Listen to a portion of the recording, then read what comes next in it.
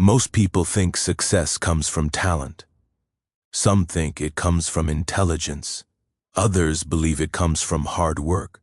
But there is one tiny skill, so small that people ignore it, so simple that people underestimate it, and yet it quietly decides who gets opportunities, who builds relationships, who becomes confident, and who stays invisible forever.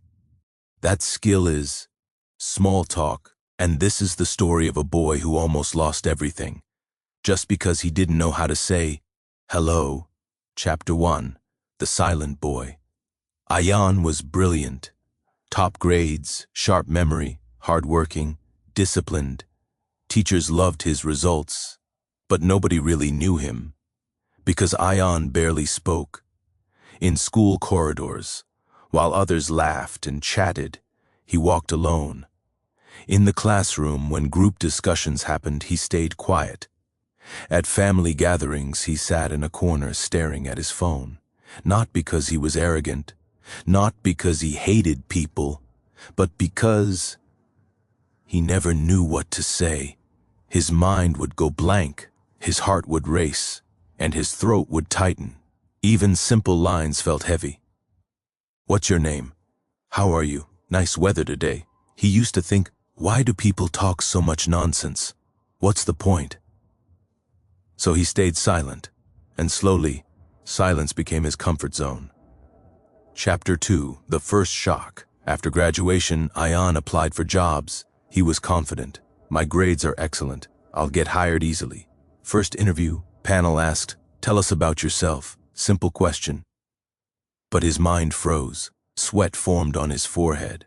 Words stumbled out. I study computer science. Studied. I like coding." Silence. Awkward. Interviewers exchanged looks. Rejected. Second interview. Same thing. Third. Fourth.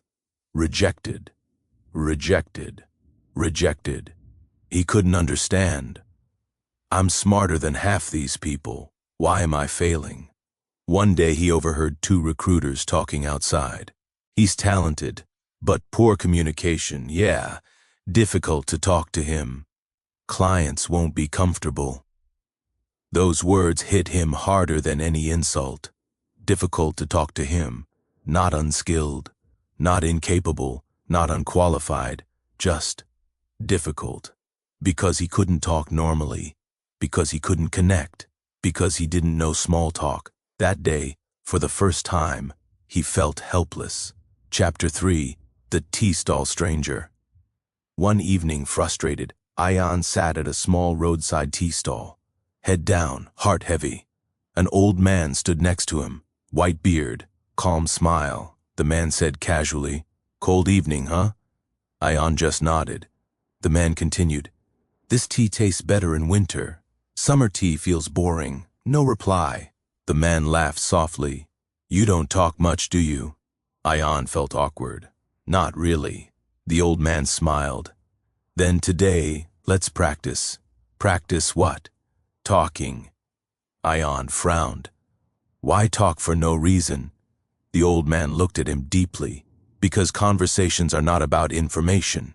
He paused. "They're about connection." That line stuck. Connection. The old man introduced himself. "Name's Rahman. Retired teacher." Then he said something strange. "Small talk is like oil in a machine. Without it, even the best engine makes noise." Chapter 4. The First Lesson. Next day, Ayan met him again. Rahman handed him a small notebook. "Homework." "What homework?" "Talk to 3 strangers today." "What?" "Just simple lines. Nothing big." Ayan panicked. "I can't." Rahman smiled. "You can code for 10 hours, but you can't say hello for 10 seconds. That hurt his ego. So he tried. First attempt, grocery shop. How much is this?" Shopkeeper replied. He paid and ran away. Heart pounding, but something strange happened. Nothing bad. Nobody judged. Nobody laughed. Second attempt, bus stop. "Is this bus late today?" Man replied. Yeah, always late. They both laughed. Tiny moment, but warm. Third attempt, security guard. Long shift today? Guard smiled. 12 hours, brother. They talked for 1 minute, just 1 minute. Yet, it felt nice, for the first time. Talking didn't feel scary, it felt human. Chapter 5, The Hidden Truth. Weeks passed. Daily practice. Rahman kept teaching. Don't try to impress, just be interested. Ask questions, smile. Listen more than you speak. Then he revealed the biggest secret. Small talk isn't small. It's the doorway to big things. He explained, friendships start with hi. Opportunities start with how are you. Love starts with nice to meet you. Careers start with tell me about yourself. Without small talk, nothing begins. Ayan realized something shocking all his life. He waited for deep conversations, but deep conversations only come after small ones. Chapter 6, Transformation begins. Ayan started experimenting. At the gym, how long have you been training? At the office reception, busy day today. With neighbors, nice garden you have. Tiny lines, tiny efforts, but huge change. People started remembering him, smiling at him, inviting him. He wasn't invisible anymore. One day a man at a cafe said, "You're easy to talk to." Ayan almost laughed. Easy to talk to? Him? The same boy who once feared hello. Something inside him had shifted. Not skill, not vocabulary, just mindset. He stopped thinking, what will they think of me? And started thinking, how can I make them comfortable? And that changed everything. Chapter 7, The Big Test. Another interview came. Big company. Dream job.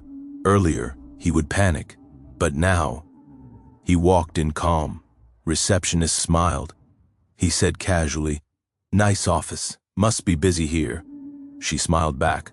Always small talk, natural. Interview started. Panel asked, "Tell us about yourself." This time he smiled, spoke clearly, shared stories, asked questions back. They laughed together. Conversation felt like tea with friends, not interrogation. When he left, he knew. He didn't just answer, he connected. 2 days later, email came, selected. He stared at the screen, tears forming.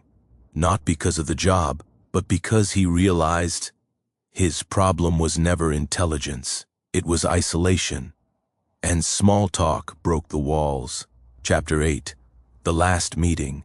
He rushed to the tea stall to thank Rahman, but the stall owner said, "You mean the old teacher?" "Yes, he moved away last week." Ayan felt sad, but on the table, the owner handed him the old notebook. Inside was one final message, written in shaky handwriting. "Son, life doesn't reward the smartest person, it rewards the most connected one. Talk to people, care about people, listen to people. That's how doors open. Remember, a stranger is just a friend you haven't spoken to yet." Ayan smiled, closed the notebook, and for the first time in his life, he walked toward people, not away from them.